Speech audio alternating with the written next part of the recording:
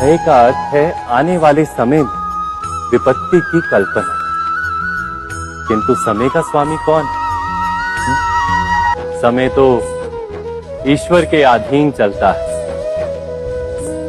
तो क्या यदि कोई आपको हानि पहुंचाने के लिए केवल योजना बनाता है, वो वास्तव में आपको हानि पहुंचा सकता है?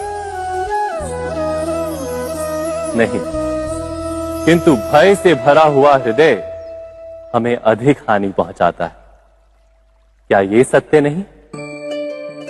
विपत्ति के समय भयभीत हृदय अयोग्य निर्णय करता है और विपत्ति को अधिक पीड़ादायक बनाता है, किंतु विश्वास से भरा हृदय विपत्ति के समय को भी सरलता से पार कर जाता है। अर्थात जिस कारण से मनुष्य हृदय में भय को स्थान देता है, भय ठीक उससे विपरीत कार्य करता है।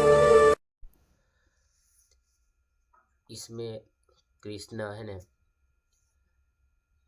બધાને એવું જ્ઞાન આપે છે કે તમારા અંદરથી તમારા જે ભય છે એ ભયને દૂર કરો।